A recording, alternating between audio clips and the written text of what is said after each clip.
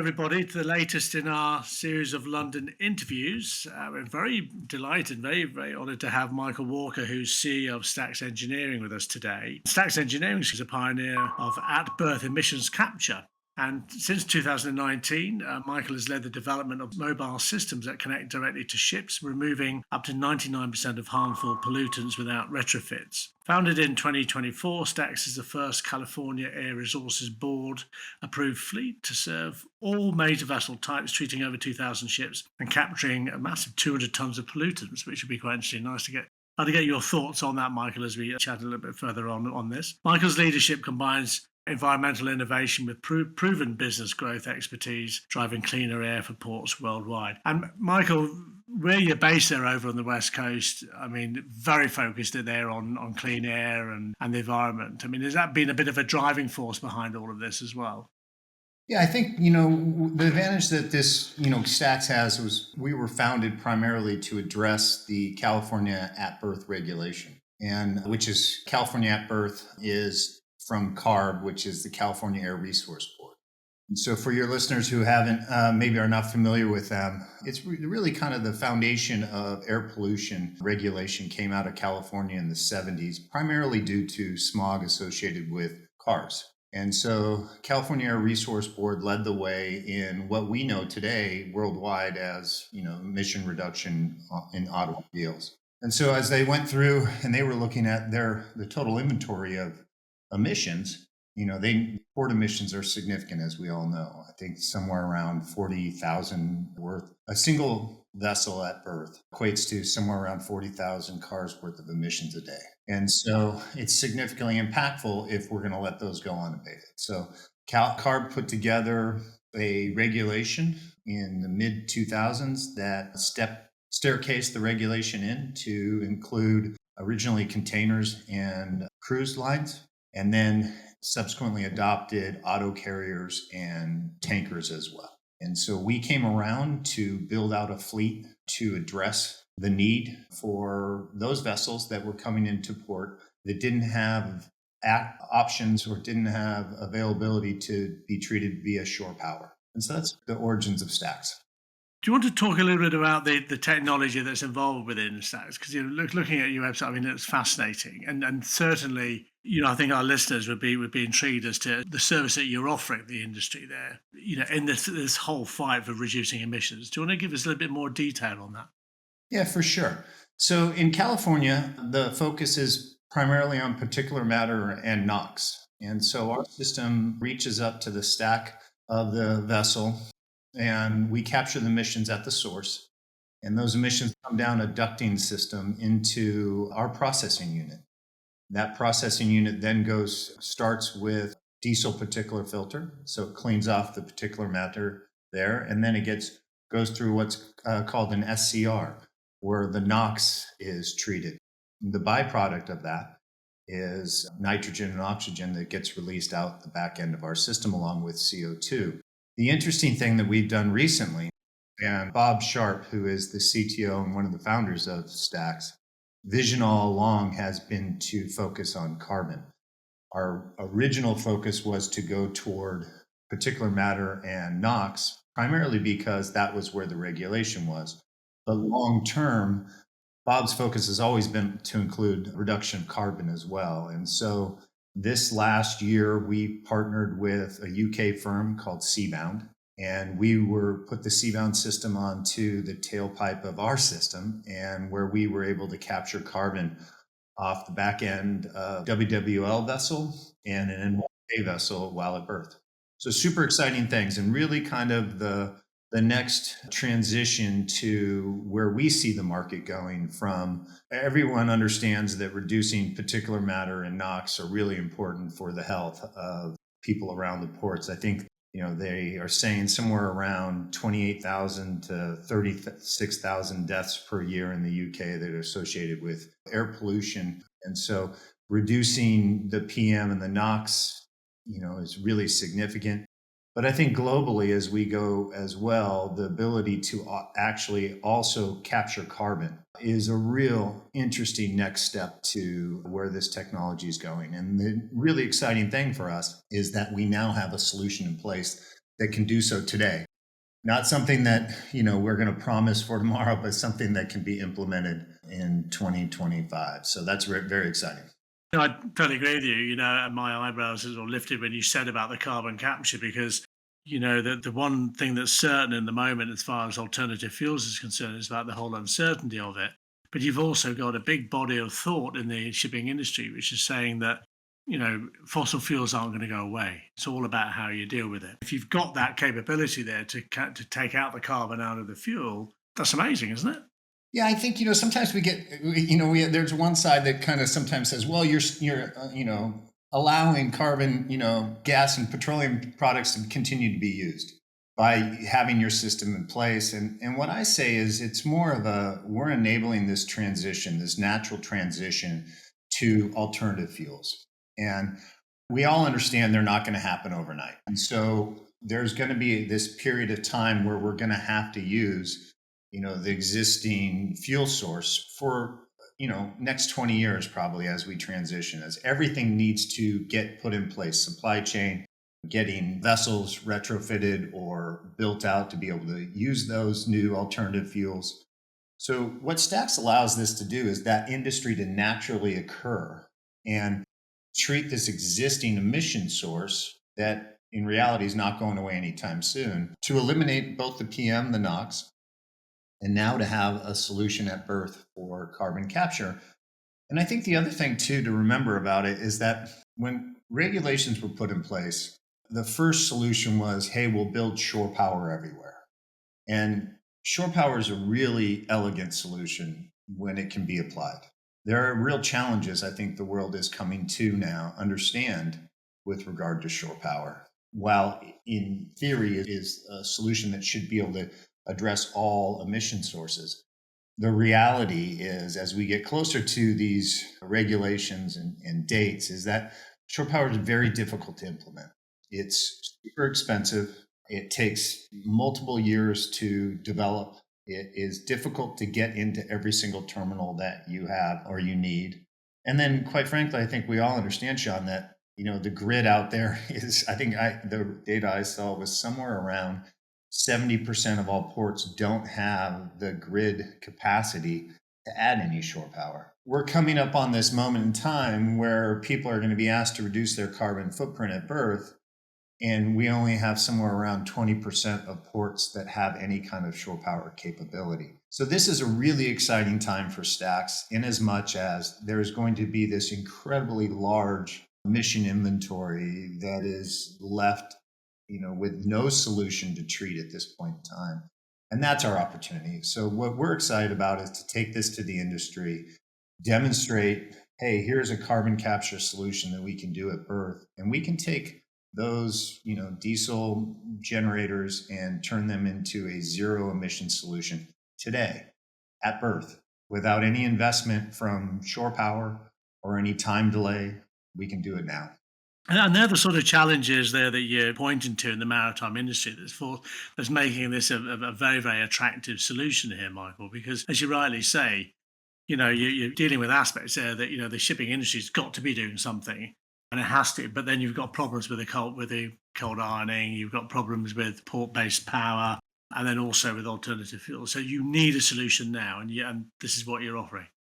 Yeah, and I think, look, we're not throwing stones at shore power. We think they're a partner in this process of addressing emission inventory. We fully believe that for a lot of ports and a lot of vessels, they're a great solution. And, we tip our hat to them. But we understand that they're not going to cover everybody.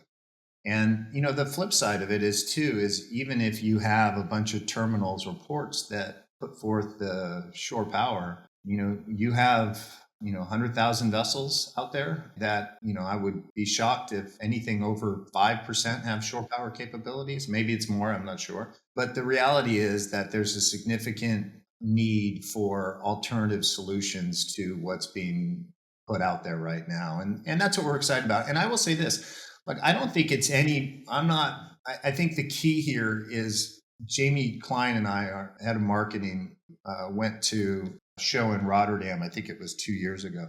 It was kind of our first foray into Europe and kind of introducing the technology. And what I was shocked at, and it is a little bit embarrassing, was how many people walked up to us and said, "Wow, we didn't even know this technology existed."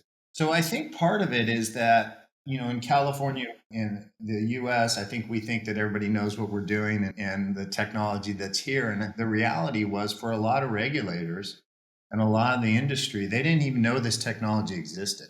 They didn't know it was an alternative to shore power. And so that kind of woke us up to this idea of, hey, we need to go out there and tell this story and provide this as an alternative because it's going to fill the gap and it's going to provide that time that we are talking about from alternative fuels to allow them to develop into what will be an everyday, fuel source here in 10 or 15 or 20 years. And so that's what we've done. We've really been working our way toward adding carbon capture to our solution and building a real robust fleet to address that need. On the carbon capture side, is that something you're going to be really concentrating on now as part of that whole deliverable? Because that's the very exciting element there. I mean, you've got everything covered there with as you say, with the PM, the NOx, and the carbon capture. Is that something now that's going to be sort of really a big focus? 100,000 ships, you've got a lot of ports all over the place. You've got trades everywhere. Market's massive, isn't it? Market's massive. And so while we are focused on our California market and developing our fleet, there we'll get somewhere between 27 and 30 units in operation here in the next 24 months, and a very exciting story for us in California. And then as this comes a national regulation as well, we see that market being 2x of what it is in California, and we have a really nice business for PM and NOx reduction there. We see the most exciting and perhaps the largest market for us is this natural move into carbon capture. In the beginning, Bob Sharp, our CTO and founder, this was his focus from day one. He always saw this as the pathway. And if you think about it, for a lot of the carbon capture companies, especially within maritime, their main focus has been en route carbon capture. So, and rightfully so, because that's where the majority CO2 is released during their journey. And however, not a lot had focus on at birth. And the opportunity that we provide for a lot of the carbon capture companies is we connect direct to the source. And now we provide them a source of emissions that they can put their carbon capture technology on and do what they do best, which is capture that carbon and then turn that into the business model that they have, whether that's sequestration or turning into commodity or what have you. And so we're a little carbon capture agnostic. We certainly have our favorites in this space, but what we allow the carbon capture companies to do is really have a direct line into this at birth market. Brilliant. Now, looking at the shipping industry itself and the maritime sector, in order for it to scale emissions capture technologies like Stacks here we're talking about, and I mean, I love these sort of interviews, Michael, because it opens my mind. I've been writing about these things for years and years and years. This is amazing what you're talking about, and that the innovation that's happening in shipping is amazing. But what does maritime need to do across industry, government, international bodies, of all these trade associations, to really sort of scale all of this side of it and to really start to benefit from it? Well, I think a lot of it's on our side. I think we've had some really good partners on the maritime side. I would say, certainly from a regulation standpoint, it's always helpful and this might be the follow on question to it, and I'll answer both, but is that, with clear defined regulations, maritime steps up and maritime wants to step up. We have so many great partners who are asking us to push this technology into areas where their regulations aren't there yet. And they've said, look, we want to reduce our emission footprint. Can you be here? And can you be there? And so it's really interesting. I think probably if you were to back up 5 or 10 years ago, that might not be the case. But now we're seeing folks push and they're trying to find ways to make this more economical, to see where we can go and where we can continue to deliver this product, not just in California, but across their network. And so I think I'm bullish on maritime industry adoption, both the PM NOx reduction and certainly very bullish on where they are from a carbon capture perspective. I think some of the things that need to get worked out for industry is really around carbon pricing and valuation or market price, because everybody's still trying to figure out, okay, what is the, what are we getting for a ton, and what's this value, and is there any regulation around it? And I think that's a big challenge that everybody's trying to understand, is what is the value of 1 ton and what will it be of carbon reduction? And, and I think the market, the industry that's supporting that, the Stacks of the world, the Seabounds, all the other carbon capture companies are trying to make sure, like, hey, can we get there from a market perspective? Does this make economic sense for us to build infrastructure to reduce carbon given the current pricing in the industry? And I want to bring in, the role of the governments and regulators. They've got a lot of work to do in supporting shipping firms, ports, etc. And are they doing enough?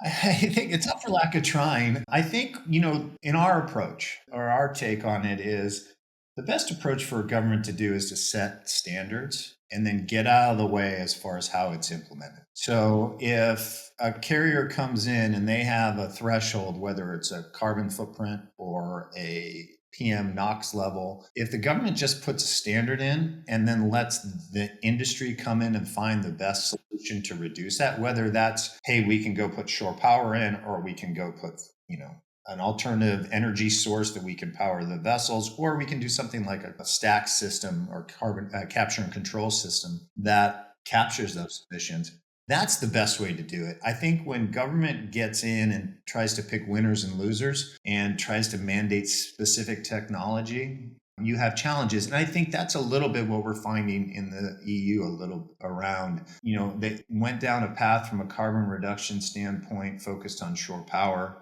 I think they're waking up to the idea of, oh, geez, this is going to solve a very small percentage of what's coming into our terminals and ports. How are we going to address it? So I think if I were to be sitting in those shoes, and they're also very difficult positions to be in, and I don't envy anybody who's sitting in the regulation spot. Our experience in California has been really positive. California regulators are super smart, focused folks who are really trying to drive significant change and positive impact for people in California. And I think regulators around the world are doing the same thing when it comes to pollution reduction. We're just trying to give them a tool that allow them to have another solution in place where they can feel comfortable putting a regulation out there. One of the big challenges, as we all know, with putting a regulation out there is you want to have a tool for people to use to meet that regulation. And so I think in the end, if we can get regulators to just put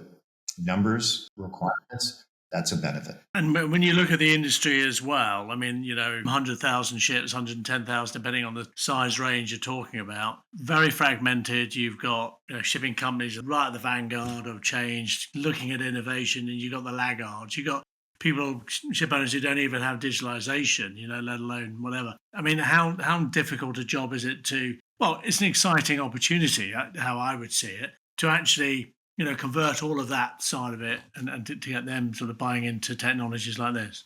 Yeah, I mean, that's the great opportunity to your point. Like we deal across, and everybody's, from the container world to the auto carrier world to the tanker world, everybody's different and each has its nuance.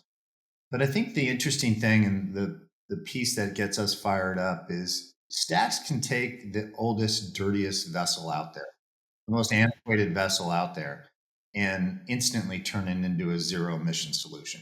So it can just emit, the worst amount, and it comes into port and we connect to it. And at that moment in time, with a partner like Seabound, we're able to reduce its carbon to zero. And so I think that's a force multiplier that you don't have to retrofit those engines. I mean, ultimately we want them to, right? We want them to get cleaner. We understand that there's, emissions that happen outside the port, and we want, those are impactful. But just our ability to take the entire fleet as is and clean it, I think is impactful for sure. I mean, that's amazing, isn't it? That's the sort of answer and solution everybody wants. I think that's amazing. This is a powerful message you're giving, and you're going to be coming to London Shipping Week. And thank you very much for your support for London International Shipping Week. It means a lot when we've got innovators like Stax Engineering getting involved and coming in. How are you going to be using LSW to get this message out? Because it's a very powerful message. Yeah, it's interesting. We're eager to get our first stack solution into the UK, and we're working hard with a couple of port operators to do so. And I just harken back to the first time when we went onto a vessel in 2022 when we were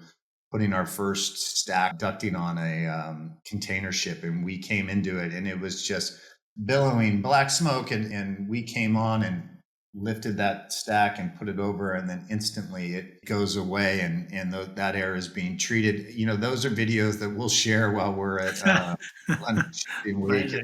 I think that it's been well received. We're having conversations and listening to what the regulators are saying in the UK, and I think it's important for us to get the word out. There is a real want to address this problem. And I think that, again, providing this solution, allowing people or making people aware that this is an option is empowering to those folks who are trying to solve this problem. And so we'll continue to have these conversations. We've been met with open arms with regards to the ports. I think they're eager to find a solution as well, both on the PM and NOx side, and also on the carbon capture side. So it's not just, hey, we just want to do carbon capture. I think there is this real want to address the PM and NOx as well. Oh, that's brilliant, Michael. Well, I'm looking forward to meeting up with you during LSW, and I'm sure our paths will cross. It's going to be a busy week, but it's going to be a very exciting week. But thank you very much indeed for your time today, and amazing to hear the innovation and technology there that's going on, and wish you all the best with what you're doing there at Stax. It's amazing. So,